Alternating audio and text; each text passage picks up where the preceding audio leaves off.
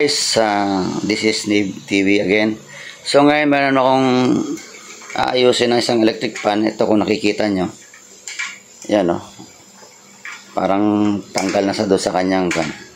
So, let's just hope na ito lang ang kanyang diferensya at hindi na-apektuhan niya kanyang bushing. Okay, so bago tayo magsimula guys, isa muna may maikling intro.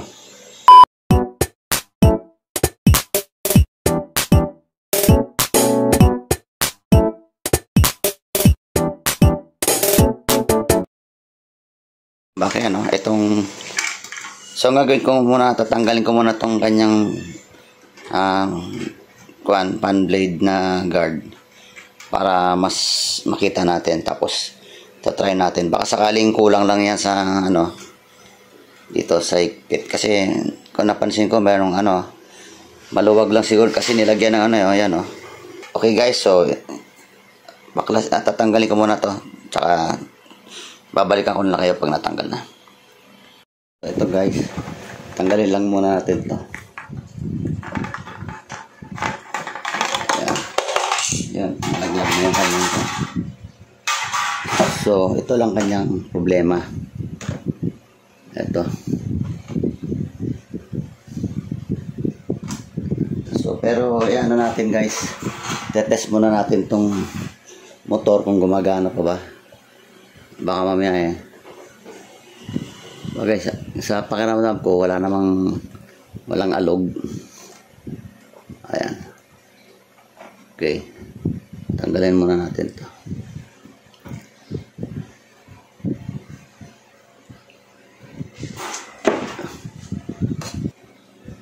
Saksak natin guys para malaman natin kung gumagana ba siya. Ito lang, sasaksak ko lang guys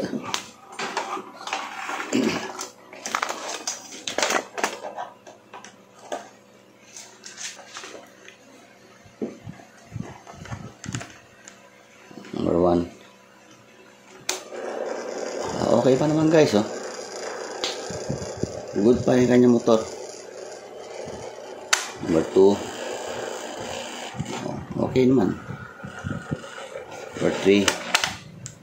Number 3. Ayan guys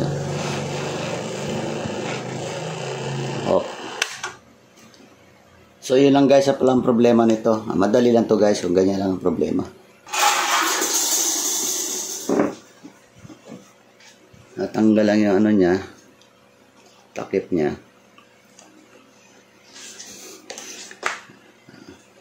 Maaaring reason ito maluwag, natin higpitan. Ayan.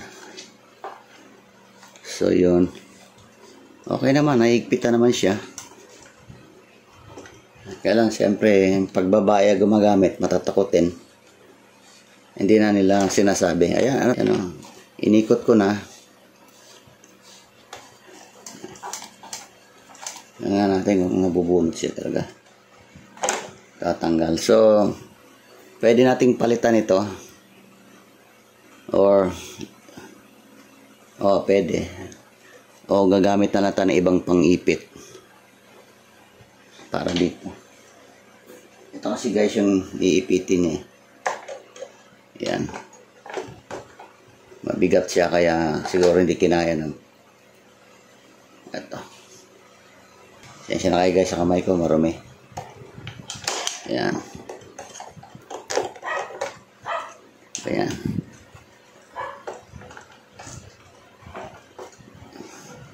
Hindi ko lang alam guys kung meron pa akong ganito. Pag wala akong ganito, temporarily, gagamitan ko na lang siya ng ano. Teka, pwede tayo maglagay na screw pala rito. Ito. Yan, pwede natin gamitan ng ano rito guys yan. Meron tayong ilalagay na pang lock. Yan. Yung zip lock muna. Yan. Dito. Pwede siya rito i-lock. Yung plastic na pwede yun temporarily while waiting for the spares.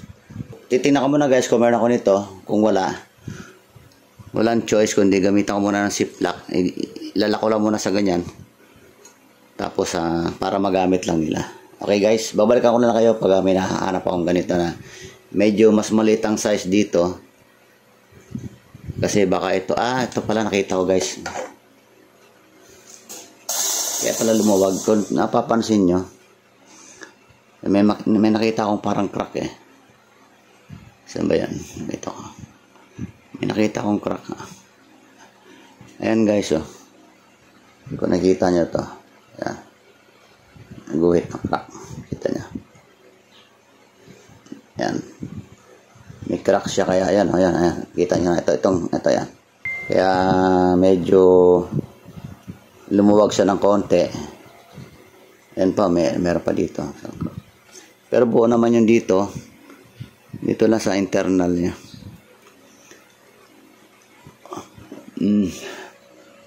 Okay, so or either na dagdagan uli yung ganito teflon para talaga maipit siya, pero in the long run bibigay rin yung teflon.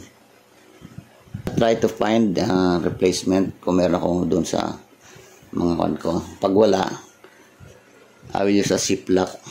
Dito ano ko doon, pasok ko doon, tapos palabas ko rito yan, tapos dito natin ilalak. Ayan, yung ziplock na medyo malaki para medyo matibay-tibay. Okay guys, balikan ko kayo. At meron akong natirang spare. Saan ba yan? Ito yan. Ito yan, ito ipapalit natin. Ito yung tinanggal. Ito guys, medyo okay to kasi hindi ko pa nga ito sagad. Ano pala nga lang ya. Yung mga nakakail. Kasi medyo masikip siya. Hindi gaya nitong isa. May crack na kasi ito eh. Dalawa. Isa pa ba? Ayun, dalawa. Ito wala. Hindi ko na alisin to. Nakakatulong din to yung pinaka tawag dito yung teflon. Nakakatulong din yan. So, simple repair lang ito. So, madali lang. Hindi ko na sana i-vlog kasi ano lang eh. Pero kaso, hindi ko naman sure na hanggang dyan lang pala yung ayusin ko. Sayang din naman. Nakuna ko na ng video. So, tuloy ko na lang guys. Yan. At least, para makita din ng mga Kanib TV na iba dyan na pag may diferensya yung kanilang ganito yung pinakalock ng pan guard, at least alam nila kung ano gagawin nila. Pag natatanggal, palitan lang. Pag talagang wala nang pamalit, gaya na sinabi ko na, gagamit ako ng ziplock. Ayan, ang ganda, ang ganda ng pagkahigpit niya. Ayan. Maraming dahilan guys kung bakit nakakrack yan. Siguro minsan binubuhat yung electric pan, hindi inaalalayan dito sa katawan, dito lang inahawakan, inaangat. Siyempre yung ang pressure na pupunta rito dito sa lock.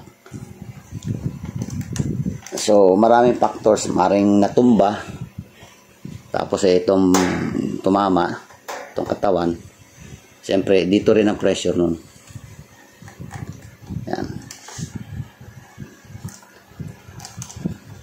Medyo wala kasi akong puti. Maganda sana kung puti din ang kulay para bagay sila. Pero okay na yan.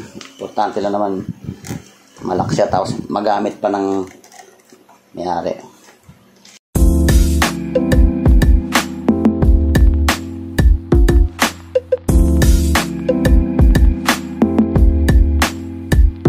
Okay guys, testingin natin. Saksak ko muna. Okay. Number 1. Ayan. Okay na siya. Number 2.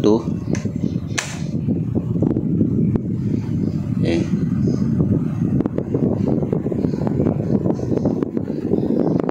Number 3. Ayan, number 3.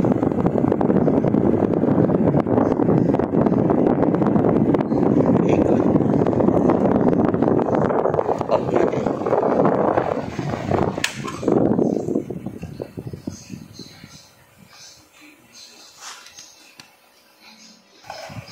Akala ko nadamay na yung kanyang mga bushing dyan. Kasi pag nakita ko bagsak ito eh. So buti siguro nung ginagamit na agapan nung pagbagsak. Siyempre lalagabog yan, tatama yung ano dyan. Na-off kagad kaya hindi masyado lumaki ang damage. So yan, okay na siya. Nabalik na yung kanyang clock. So pwede na magamit. Okay guys, kung nagustuhan nyo itong aking ginawang simple na pagre-repair, paki-like and share guys, and don't forget to subscribe to my channel Need TV, and also press the notification bell para update kayo sa mga susunod pa mga video. Maraming salamat.